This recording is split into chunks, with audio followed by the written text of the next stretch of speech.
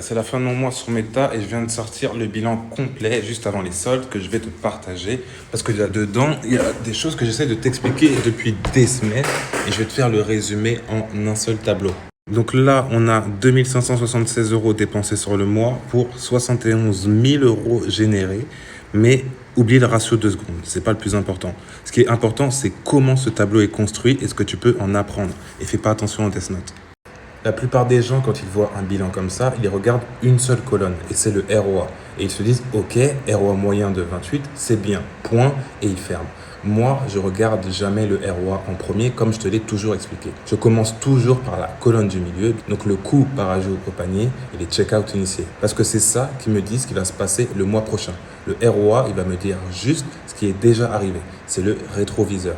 Les signaux d'intention, eux, c'est le vrai pare-brise.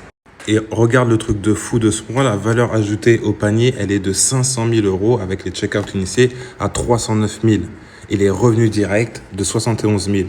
Tu vois l'écart? Donc entre les deux qui mettent au panier et les gens qui paient vraiment, il y a un gouffre de plusieurs centaines de millions d'euros. Et c'est ça le problème. Et ça, c'est tout à fait normal. Tout le monde a cet écart. Mais ça veut dire une chose très simple. Ma plus grosse opportunité du mois prochain, elle n'est pas dans la nouvelle pub. Elle est dans la récupération de tous ces paniers et ces check-out abandonnés. Donc, c'est les gens qui ont déjà dit oui au produit et ils l'ont même mis dans le panier. Certains ont même commencé à payer. Il leur manque juste un déclic.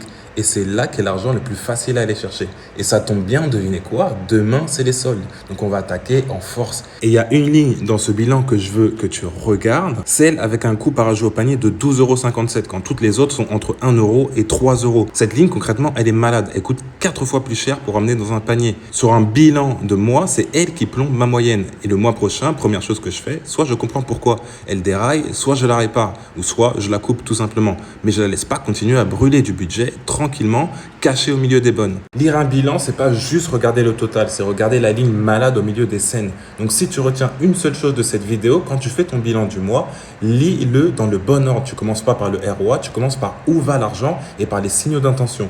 Coût par ajout au panier, check-out, et tu repères tes lignes saines, ta ligne malade et ton plus gros gisement d'argent abandonné. Le ROA, tu le regardes en dernier, juste pour valider et jamais pour décider.